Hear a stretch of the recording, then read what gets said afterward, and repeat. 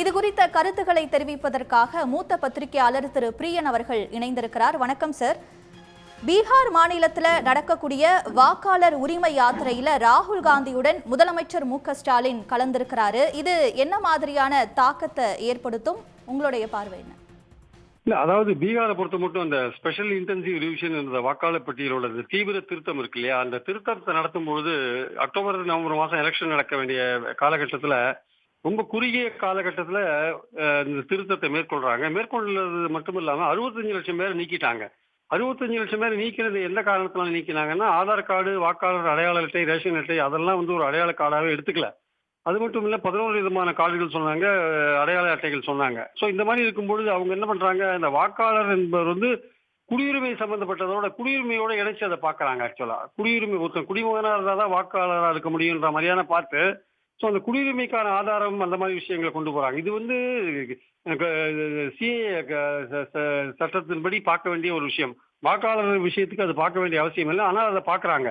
இந்த மாதிரி பார்க்கும்போது 65 லட்சம் பேர் நீக்கிட்டாங்க. இதை தான் ராகுல் காந்தி கையில் எடுத்தார். ராகுல் காந்தி இதை கையில் எடுத்தது மட்டும் இல்லாமல் இந்தியா முழுக்க, குறிப்பாக கர்நாடகாவில் மத்திய பெங்களூர் பார்லிமெண்ட் தொகுதியில் மகாதேவபுராவில் எப்படி 1,250,000 வாக்குகள் முறைகேடாக பதிவு செய்யப்பட்டிருக்கிறது, வாக்காளர் பட்டியலில் பதிவு செய்யப்பட்டிருக்கிறது.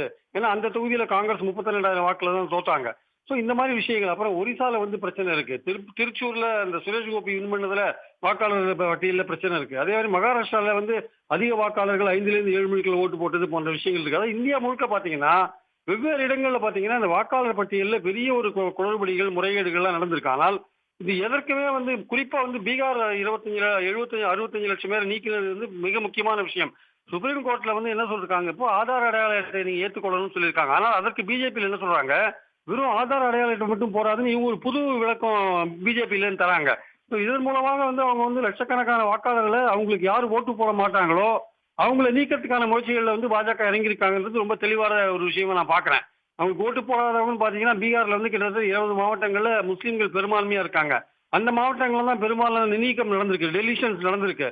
இப்போ ராகுல் காந்தி இந்த விஷயத்தை கையில் எடுத்திருக்காரு. அது மத்திய பெங்களூர் பார்லிமெண்ட் தொகுதி ஒரு விஷயத்தை அக்கு வேற ஆணி வேற எப்படி வாக்காளர் பட்டியல் முறைகேடாக தயாரிக்கப்பட்டிருக்கு, எப்படி போலி வாக்காளர்கள் இருக்காங்கன்னு சொன்னது மட்டும் இல்லாம பீகார் விஷயத்தையும் கையில் எடுத்துட்டு இப்ப பிரயாணம் பண்ணும்பொழுது இந்தியா கூட்டணியில் இருக்கிற அனைத்து கட்சி தலைவர்களும் அவருக்கு ஆதரவு தெரிவிக்கிற மாதிரி அவரோட பயணம் போறாங்க. இந்த விஷயத்துல சுப்ரீம் கோர்ட் ஓரளவுக்கு ஒரு நியாயத்தை கற்பித்தா கூட இன்னும் எலெக்ஷன் கமிஷன்ல இன்னும் காதுல கேட்காத மாதிரியே ஏதோ இந்த விஷயத்துல எதுவுமே முறைகேடுகள் நடக்காத மாதிரியும் வாக்காளர் பட்டியல் சுத்தமா இருக்கிற மாதிரியான ஒரு விஷயத்தை தொடர்ந்து எலெக்ஷன் கமிஷன் சொல்லிட்டு இருக்காங்க. அப்போ மக்களை திரட்ட வேண்டிய ஒரு அவசியம் இருக்கு. மக்களை திரட்ட வேண்டிய அவசியம் இருக்குன்னா அது இந்தியா கூட்டணி ஒற்றுமையா இருந்தாலும் அது பண்ண முடியும்.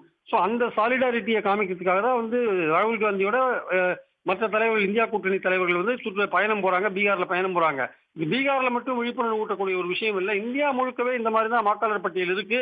இதன் மூலமாக பல முறைகேடுகள், மோசடிகள் நடக்கிற ஒரு விஷயத்தை தான் ராகுல் காந்தி எக்ஸ்போஸ் பண்ணியிருக்காரு. ஸோ இந்த கட்டம் ரொம்ப முக்கியம். இந்திய ஜனநாயகத்தில் இந்த காலகட்டம் ரொம்ப முக்கியமான காலகட்டம். இந்த காலகட்டத்தில் இந்த வாக்காளர் பட்டியல் தேர்தல் கமிஷன் நிச்சயமாக வாக்காளர் பட்டியலை சரியானபடி ஒரு நியாயமான முறைப்படி தயாரிக்காமல் இருந்தால் இந்திய ஜனநாயகத்துக்கே ஒரு பெரிய ஆபத்து காத்திருக்கிறது. ஸோ இந்த காலகட்டத்தில் ராகுல் காந்தி பயணம் ரொம்ப முக்கியமான பயணம். அதில் இந்தியா கூட்டணி கட்சி தலைவர்கள் கலந்து கொள்வது, குறிப்பாக தமிழ்நாடு முதலமைச்சர் ஸ்டாலின் அவர்கள் என்னைக்குமே அகில இந்திய அளவில் இந்தியா கூட்டணி எடுக்க எல்லா முடிவுகளுக்கும் ஒரு பின்பலமாக, பக்கபலமாக இருக்கிறார். ஸோ அந்த அளவில் ராகுல் காந்தியோட இந்த யாத்திரைகளை கலந்து கொள்வது வரவேற்கத்தக்கது.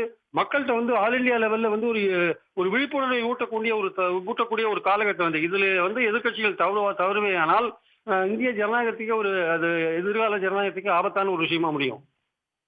கருத்துகளுக்கு நன்றி திரு பிரியன். உடனுக்குடன் செய்திகளை தெரிந்து கொள்ள சன் நியூஸ் பெல் ஐகானை கிளிக் பண்ணுங்க.